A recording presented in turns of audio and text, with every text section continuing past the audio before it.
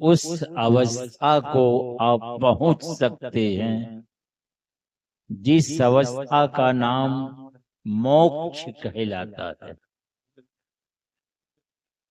यानी समस्त दुखों से छुट्टी हो जाती है। अगर आप दुख से छूटना चाहते हैं तो ज्ञान और योग की बड़ी आवश्यकता है। संसार का ही ऐसा कौन काम है जिसमें ज्ञान की कोई आवश्यकता नहीं हो।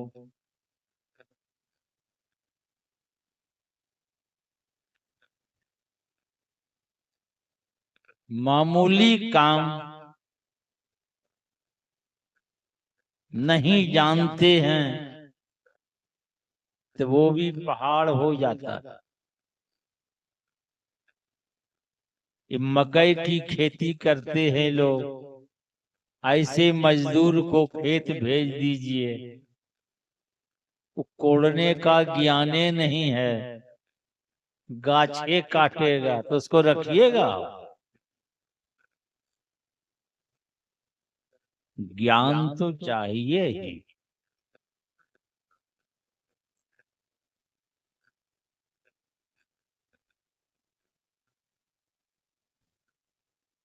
धनवाद में यज्ञ का अनुष्ठान हुआ था। मुझे खबर किए तो जाने का मुझे मौका लगा। जब वहां गए तो हरिद्वार से, वृंदावन से, काशी बनारस से महात्मा गण सब आए थे वहां। तो वहां के जो यज्ञ समिति की गठन हुई थी, समिति वाले हमारे पास पहुंचे।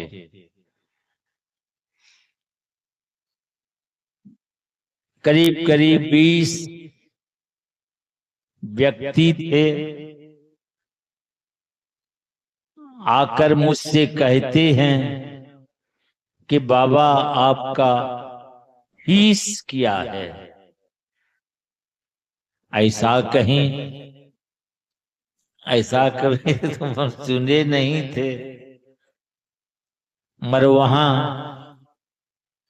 बड़े प्रेम से कहते हैं कि बाबा आपका फीस कितना है। तो मैंने कहा कि हमारा कोई फीस नहीं है। तो कुछ तो होगा। हम बोले नहीं, पैसा नहीं रहेगा पास में तो हम धनबाद से पैदल ही चले जाएंगे भागलपुर,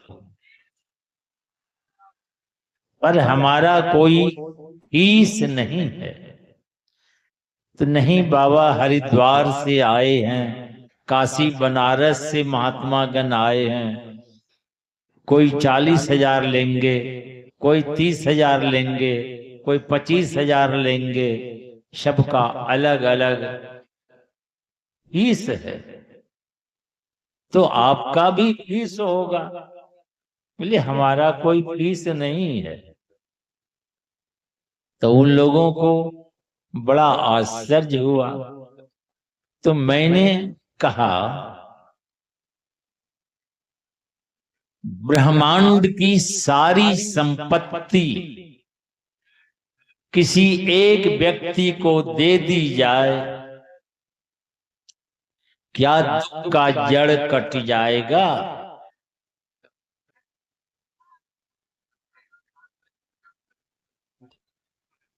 तो कहा कि नहीं।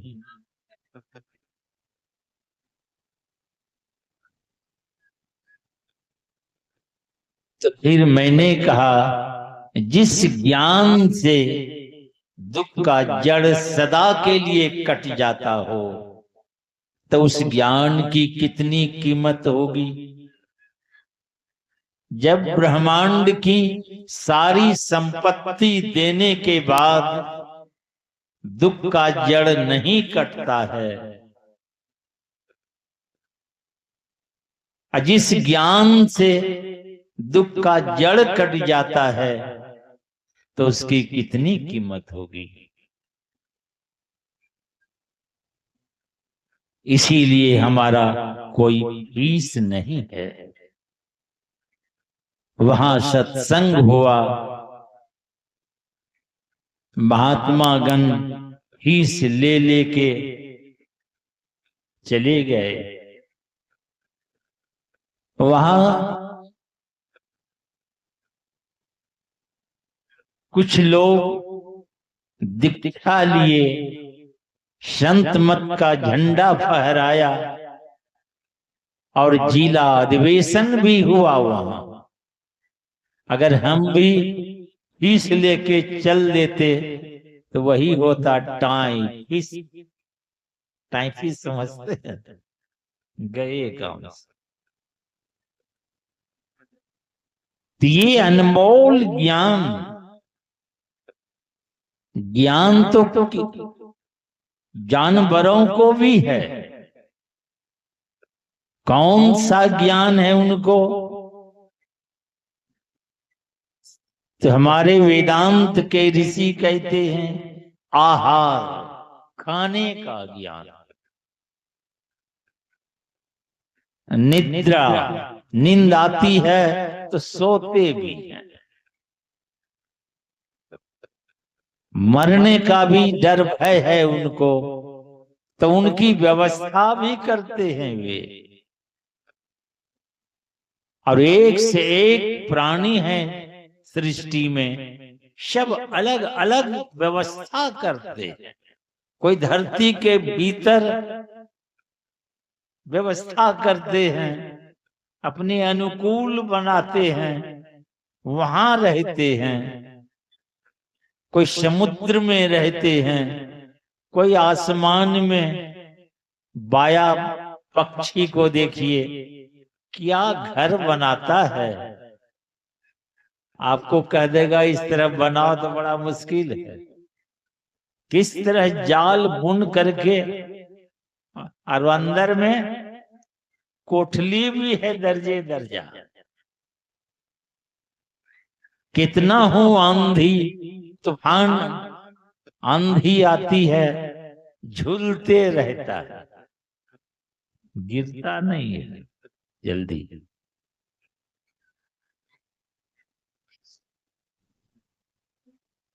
आप एक दो बाल बच्चा को पोसने में नाकोदम, यहां एक दो कौन पूछता है? बहुत बहुत बाल बच्चा को पोस पाल के खड़ा करता है, और ना कोई उसका बिजनेस है, ना कोई नौकरी है किसी प्राणी का। एक मनुष्य ही डॉक्टर, इंजीनियर, व्यापारी, बहुत कुछ बनते हैं और बाल बच्चा को भरण पोषण करते हैं।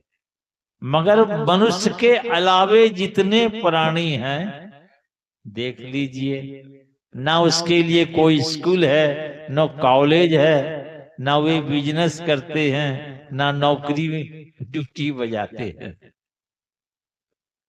सब बाल बच्चा को पोस पाल लेता है। तो ऋषि कहते हैं खाना पीना सो जाना, यह सब काम पशु समाना। ये पशु काम करते हैं इतना।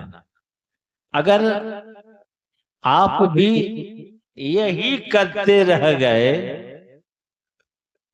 तो फिर मनुष्य और पशु में फर्क क्या है? फर्क यही है, उसको पूछड़ी है, आप बिना पूछड़िए के जानवर। ज्ञानी नहीं ना पशवी समाना। ज्ञान नहीं है तो आप पशु हैं, जानवर हैं। भगवान कृष्ण कहते हैं गीता में, अर्जुन क्षेत्र क्षेत्रज्ञ का ज्ञान ही ज्ञान है। क्षेत्र ये शरीर है, और शरीर में रहने वाला जो है उसको क्षेत्रज्ञ कहते हैं। तो शरीर और इसमें जो रहने वाला है उसका ज्ञान हो जाना। और आप शरीर में रहते हैं और अपना ही पता नहीं है।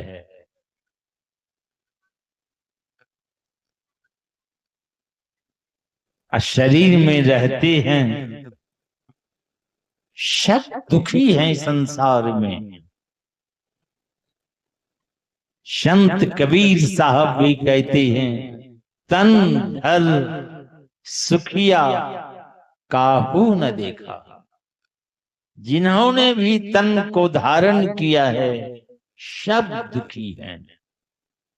जो देखा सो दुखिया हो, सब दुखी हैं संसार में। क्या कारण है दुख का?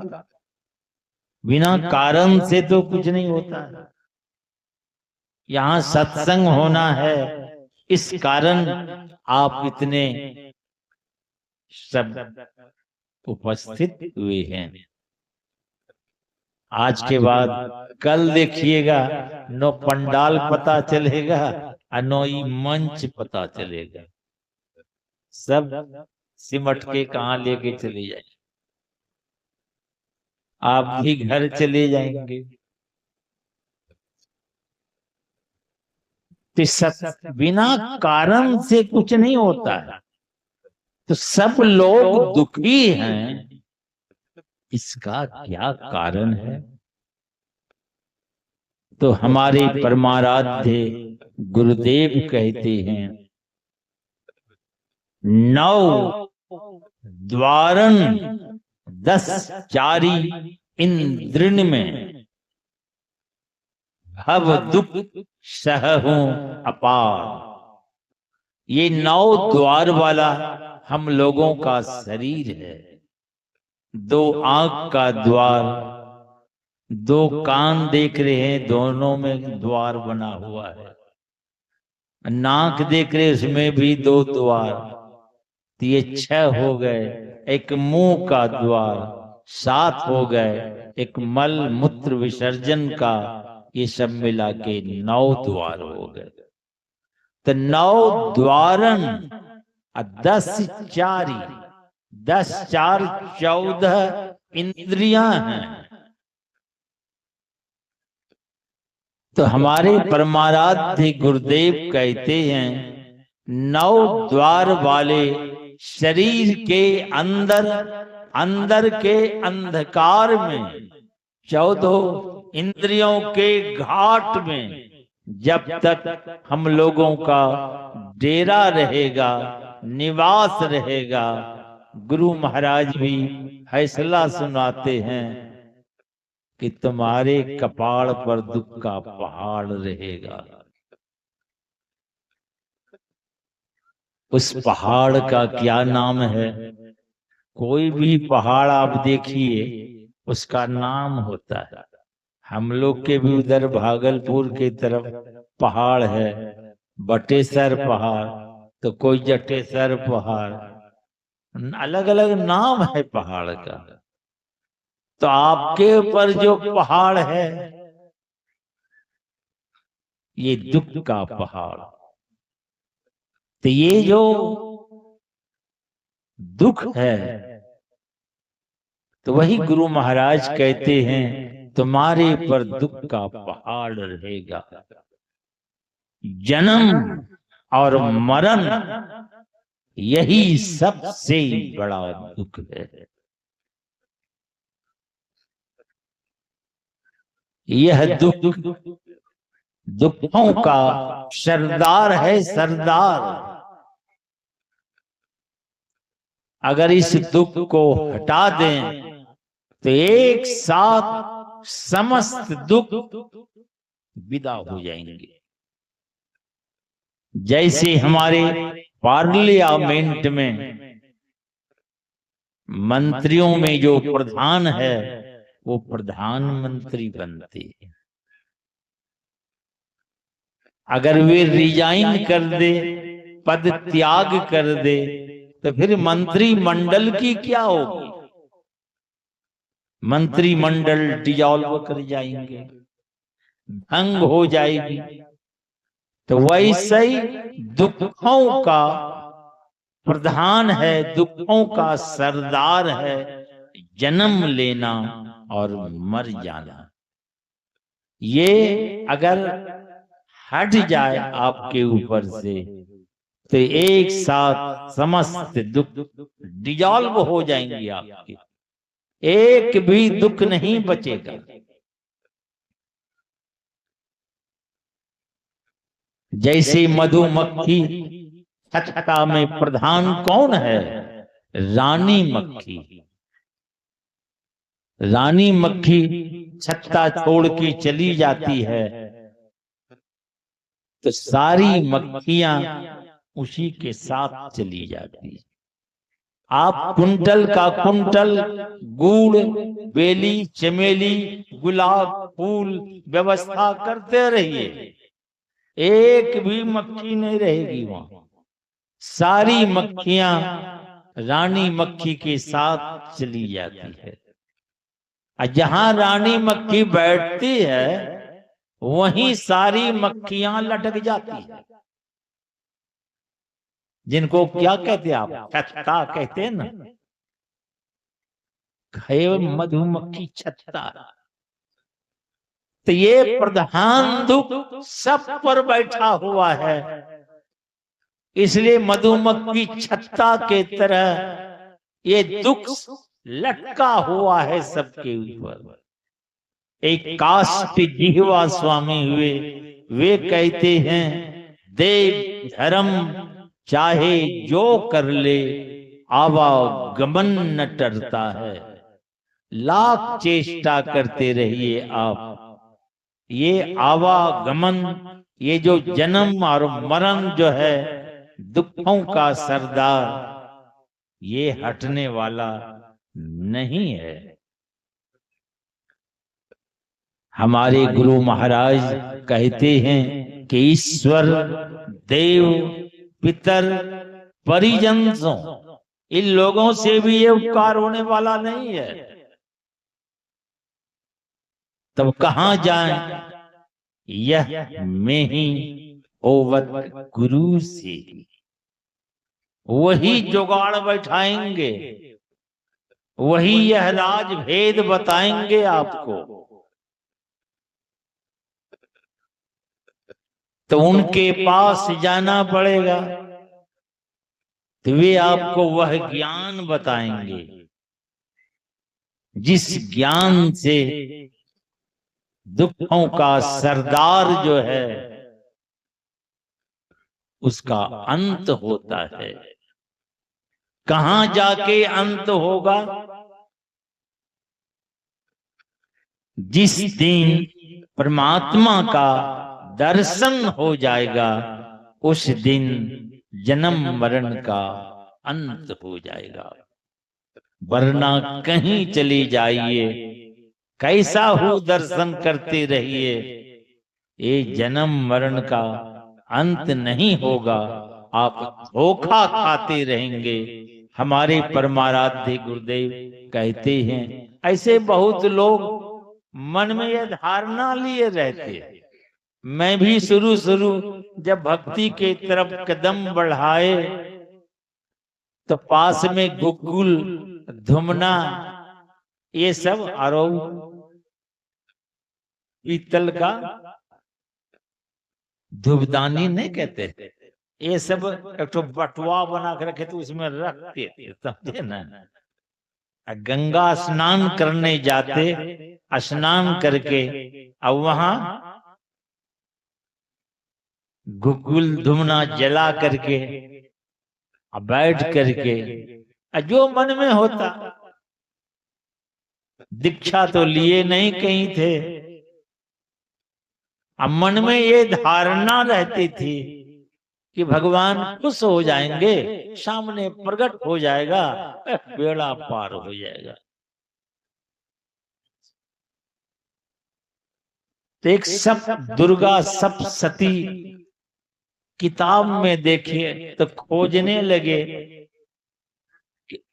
कि इस तरह का कोई उपाय है जो सर्व कल्याण हो जाए, माने एक भी कल्याण छूटे नहीं।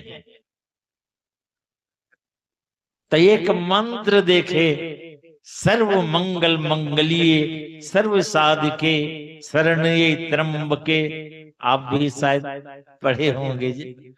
यही मंत्र का 108 बार जप करने लगे कि सब कल्याण हो जाएगा। 108 बार। फिर भगवान विष्णु की बड़ी सुंदर तस्वीर चतुर्भुजी रूप में मिला, तो उसका अलग करने लग गए ध्यान। भगवान कृष्ण का बड़ा मोहक रूप रंग जानते हैं भगवान कृष्ण का, जहां भी आप तस्वीर देखिए कैसा सुंदर है लल्ला रूप में, तो लगे उनका करने। अब हुआ किया कि ध्यान करे ना, तो भगवान विष्णु भी, भगवान राम भी, दुर्गा मैया भी, सब माने घोच पोच। अब कैसे समझेंगी, तो हमारे पड़ोस गोतिया जिसको कहते हैं, एक बूढ़ा बैंक में नौकरी करते थे। वे छोड़ करके फिर गुरु महाराज कुप्पा घाट में ताड़ का छाजन बना के रहने लगे, तो ये भी वहीं रहते थे। तो वैसे वे दादा लगते थे, तो आंख उनकी खराब हो गई। तो खराब हो गई तो उनका जो लड़का था जबरदस्ती उनको ले आया घर, कहा कि अब दृष्टि नहीं है, देख नहीं पाते इस आंख से, तो बहुत समस्या होती है। तो ले आए, तो उनसे जब ये सब बात बोले तो वे मुझे समझाए, तब समझ में आई थी। तीसरी दीक्षा बड़ी आवश्यकता है लेने की।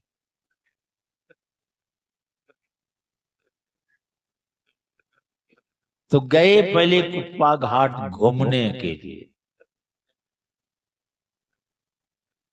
घूमने के लिए गए। तो उस समय बाउंड्री उंड्री कहीं कुछ नहीं, बहुत पहले की बात। गुरु महाराज का जनवासा तो बना हुआ था, और उत्तर तरफ 2-3 हाथ के बाद 50 फीट गड्ढा।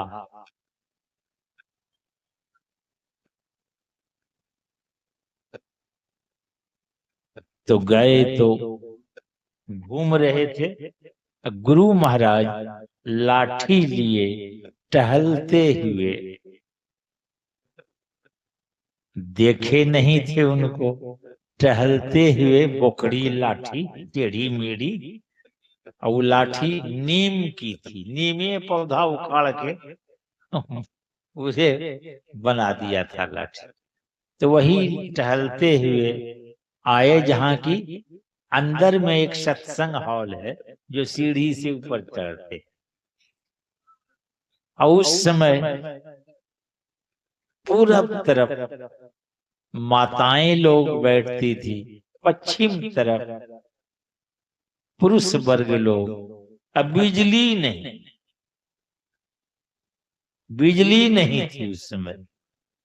तो हॉल में वो लकड़ी का बना हुआ था, उसमें 2-2.5 हाथ का झालर लटका हुआ, उसमें रस्सी लगा हुआ, वही रस्सी साप्ताहिक सत्संग में लोग घिसते थे तो हवा खाते थे।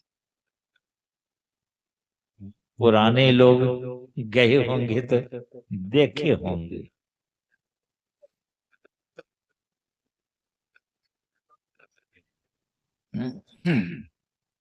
तो गुरु महाराज टहलते हुए आए, वही ऊपर सत्संग मंदिर के सीढ़ी से चढ़ के पहुंचे वहां। उसमें वे चलते थे एकदम, तो कोई अगल बगल पकड़ के नहीं रहते थे, चलते फिरते थे बढ़िया से। तो गुरु महाराज हमको कहते हैं कि चौकी उठा सकते हो?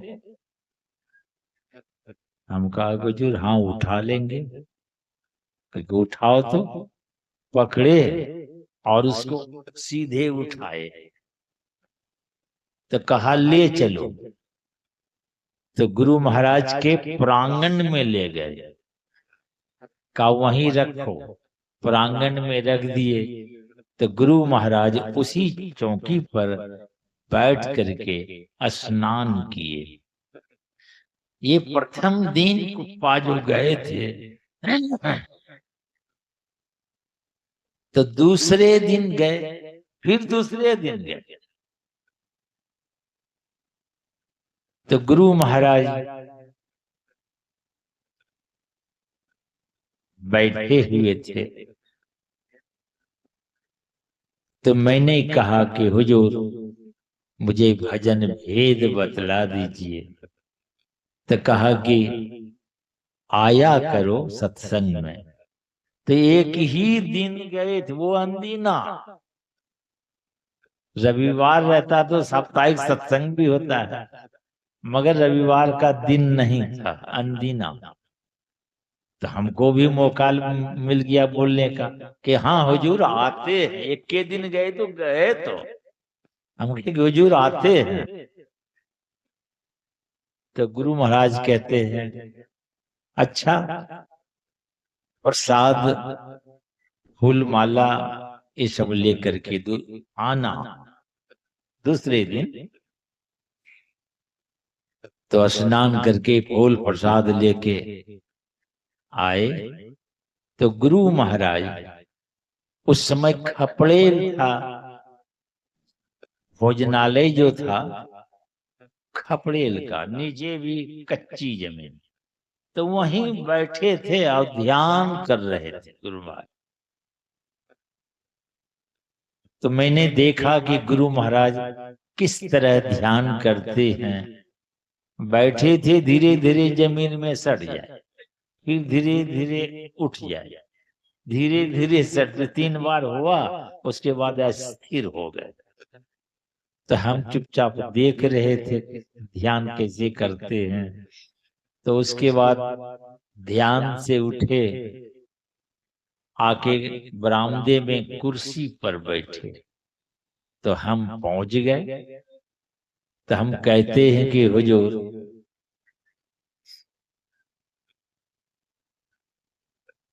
फूल प्रसाद सब लेकर हम आए हैं। तो कहा कि जाकर के देखो तो कितना बजा। तो गए घड़ी देखने। गुरु महाराज की कोठली में ही अंदर में घड़ी लगी हुई थी। तो 12 बजने में कसर था, 12 बजा नहीं था, 1-2 मिनट कसर था। तो बोल चाल में लोग क्या बोलते हैं कि हुजूर 12 बजी है ना, ऐसे ही बोलता है। तो हम आए तो कह दिए कि हुजूर 12 बजी। कल के देखो जी बहुत समय हो गया, दूसरे दिन आना। तो हम कहते हैं कि हुजूर 12 बजे में अभी कसर थी। हमको क्या पता कि इतना जोर से भी गर्जन करते हैं। इतना जोर से गर्जन किया हमारे ऊपर कि तुम्हारा हम गुलाम है कि गुलाम है तुम्हारा। इतने जोर से गर्जन किया बाघ, सिंह की तरह गर्जन। वो आवाज आवी कि सीने में इस तरह से धक्का लगा। हम भी ओल बोला के सोचे नहीं थे, हमारे मुंह से भी आवाज निकल गई, हुजूर आपको कौन गुलाम कहता है। हम भी चुप हो गए, गुरु महाराज भी चुप, हम भी चुप। देख रहे हैं, हम भी गुरु महाराज को देख रहे हैं। 1 मिनट तक देखते रहे। उसके बाद कहते हैं, महावीर दास इसका नाम लिखो, नाम लिखो इसका। संसेवी बाबा को महावीर दास ही कहते थे। तो वे रजिस्टर लाए, नाम लिखे। तो गुरु महाराज भजन भेद मुझे बतलाए। उस समय गुरु महाराज ही भजन भेद देते थे, किसी को आदेश था ही नहीं। तो गुरु महाराज भजन भेद बतलाए। तब आने जाने लगे, तब पता चला। और गुरु महाराज कहते हैं, द्विभुज अरु चतुर्भुज अष्टरु अनंत भुज। 2 भुजा वाला न भगवान प्रकट हो जाए। 2 भुजा की बात छोड़ो, 4 भुजा ही नहीं 8 भुजा लिए प्रकट हो जाए। पर गुरु महाराज कहते रहे 8 भुजा किया, अष्टरु अनंत भुजा। जिस भुजा की गिनती नहीं कर सके, कैसा रूप होगा। वो सामने प्रकट हो जाए। पर गुरु महाराज फैसला सुनाते हैं कि ये रूप रंग सब जो है ना, धोखा देने वाला है, आपका काम नहीं बनेगा। कैसे बनेगा काम? तो संत मत का सिद्धांत आप पाठ करते हैं कि एक सर्वेश्वर पर अचल विश्वास, पूर्ण भरोसा। उसकी प्राप्ति कहाँ होगी? काशी में, कि प्रयाग में, कि हिमालय की कंदराओं में, तीर्थों की धामों में? कहाँ होगी? कहीं। तब कहाँ होगी? अपने ही अंदर। कहीं जाने की जरूरत नहीं है, अपने अंदर चले आओ। तो कैसे जाएं? ज्ञान तो चाहिए यहां। कैसे जाइएगा? ये ज्ञान कौन बताएगा? तो ये संत सतगुरु के हवाले हैं।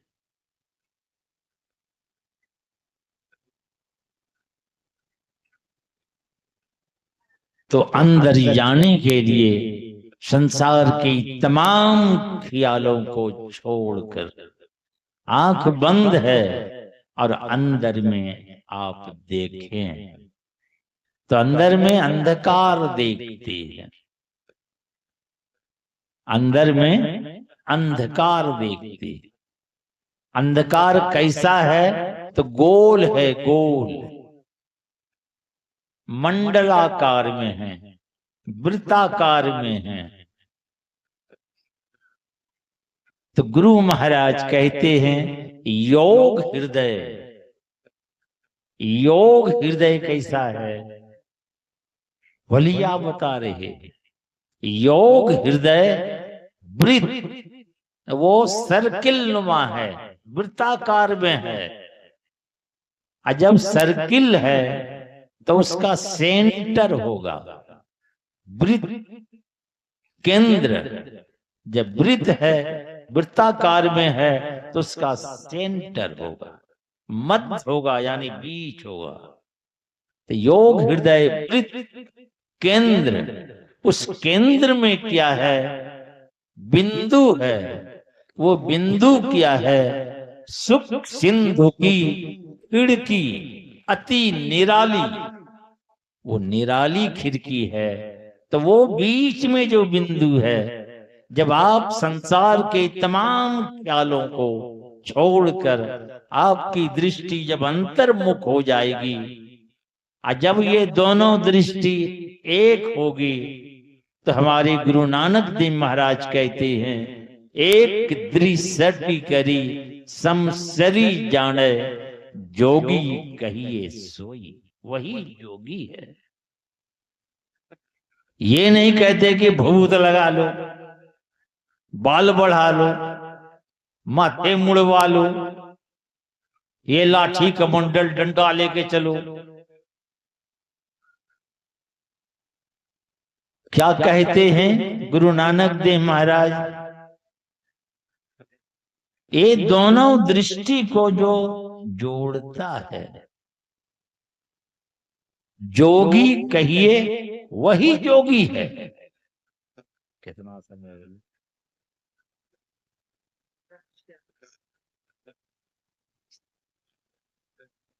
समय पूछते हैं कितना बजी?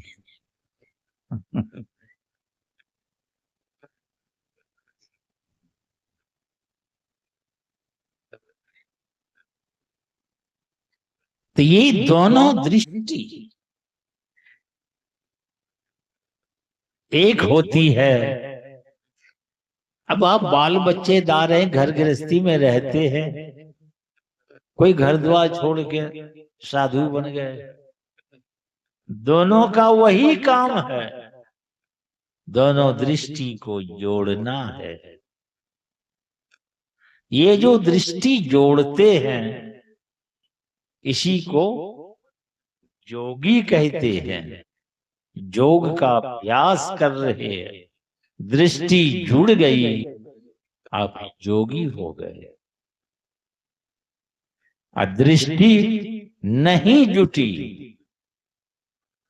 तो बाबू हैं कि बाबा हैं, दोनों हवा खाएगा। दृष्टि को जोड़ेंगे, अंतर्मुख जाएंगे, अंतरी अंतराकाश में आप विचरण करेंगे, समस्त ब्रह्मांड का ज्ञान होगा आपको। ये योग नहीं, अगर ये ज्ञान नहीं है तो ये माथा का केस सब उड़ जाएगा, काम नहीं बनेगा। माथा केसो जो है ना, कितने को तो कैसे लड़ते लड़ते केस उड़ गया। एक कच कच में जो है कचहरी, दौड़ते दौड़ते माथा का केस उड़ गया उसका। पर ये असली कचहरी, पंचायत में भी कचहरी, जिला स्तर का भी कचहरी, हाई कोर्ट नहीं वहां कचहरी, सुप्रीम कोर्ट भी कचहरी। तो ये कचहरी में कच कच, और वहां केस बहुत लोग लड़ने वाले यहाँ बैठे हैं।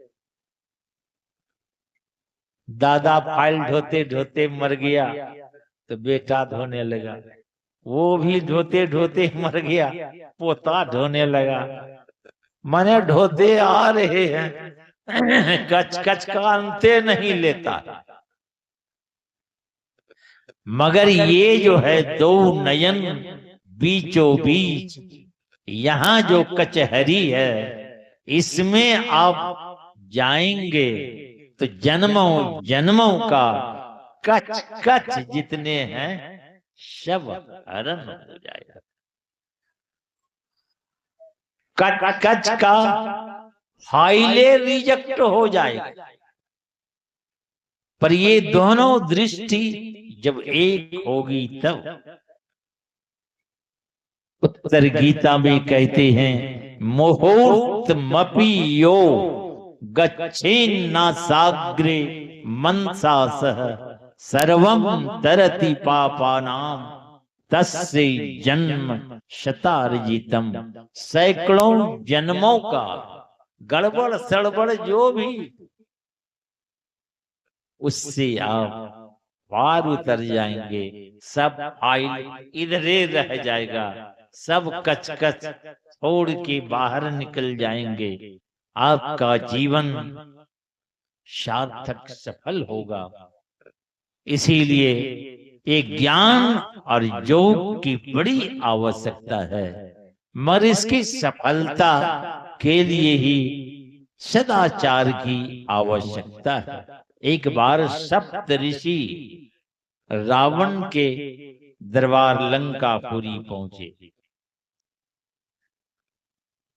तो रावण को पता चला कि सप्तऋषि आए हैं, तो आगे बढ़ बड़े आदर सम्मान से अपने दरबार में ले गए। और लोगों में ऐसी वृत्ति होती है, हम लोग भी बहुत जगह जाते हैं तो लोग ले जाते हैं कि बाबा मकान बनाए हैं, अच्छा चलो, तो जाते हैं तो ये डाइनिंग रूम है, ये किचन रूम है, ये बाथरूम है, ये है वो है, दिखलाते हैं। अगर ये कहिए ये तो बड़ा बेजोड़ मकान बनाए, सुन छाती एक बित्ता फूल जाएगी। अगर ये कह दें ये क्या बनाए, ये तो गोहाल है, गोहा, तो कैसी बात होगी। तो वही सप्तऋषि को दिखला रहे थे। उनकी जो व्यवस्था थी, ये विज्ञानशाला है, ये नृत्यशाला है, ये संगीतशाला है, ये तमाम दिखा रहे थे रावण। सप्तऋषि देखते देखते एक ऋषि कहते हैं, लंकेश ये सारी व्यवस्था में आग लगेगी, सब जल के राख हो जाएंगे। यह सुनते लंकेश जो रावण है उसकी आंख जो है ना लाल हो गई एकदम। तो एक ऋषि देखा कि सब गड़बड़ हो जाएगा, तो वे संभालते हैं, कहा लंकेश एक व्यवस्था है, अगर वो व्यवस्था हो जाए तो सारी व्यवस्था आपकी सुरक्षित हो जाएगी। तो कहा कौन सी व्यवस्था है? जान में जान आया। लंकेश रावण कहते हैं वो कौन सी व्यवस्था है? तो वही सप्तऋषि कहते हैं ये नृत्यशाला है, ये संगीतशाला है, सब कुछ ठीक है, पर चरित्रशाला की व्यवस्था नहीं है। तो सारी व्यवस्था में आग लगेगी, सब जल के राख हो जाएंगे।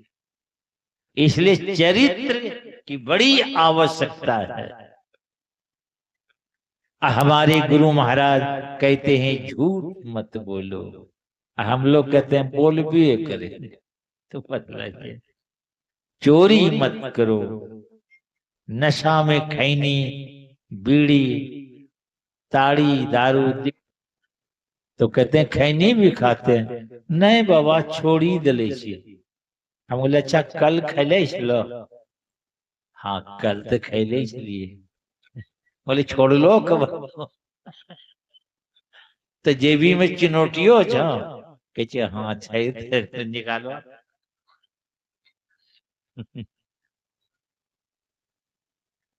और खैनी से बड़ा होइया, खैनी मुंह में पिच पिच जगह को भी गंदा करते रहते। अब मुंह में लार, मुंह में 1,00,000 नस नाड़ी है, जो रात दिन ये फैक्ट्री चालू रहती है, लार बनते रहता है, वो पेट में जाने के लिए बना है। अरे आप उसको बाहर फेंकते, बाहर फेंकते हैं, बतलाइए। तेले खैनी, ये सब बीड़ी खैनी ताड़ी दारू तमाम नशाओं का खान पान कहते हैं छोड़ दो।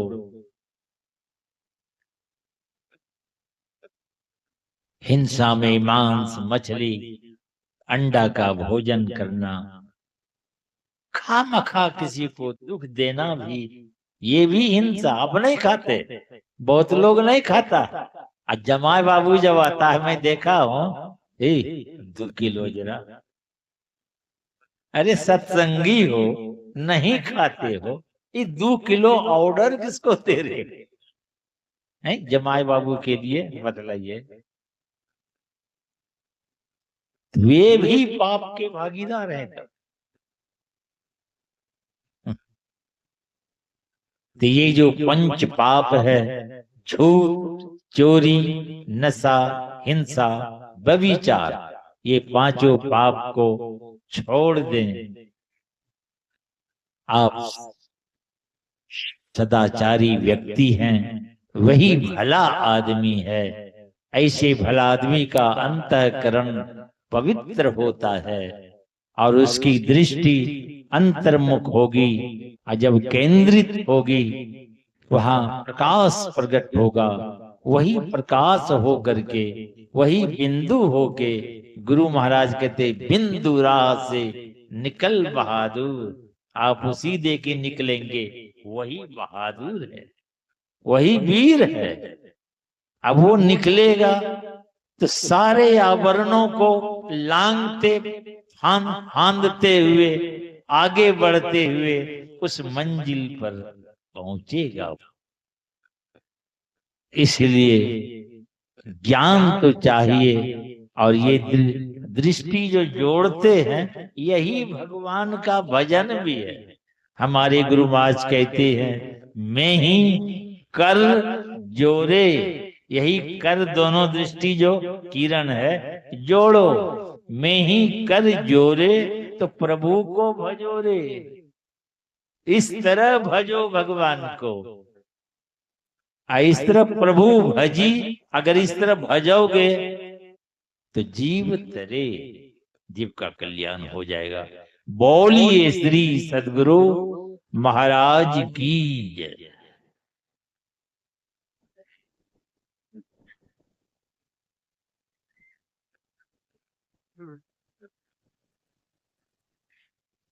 श्री सद्गुरु महाराज की जय। इसको हटा दे।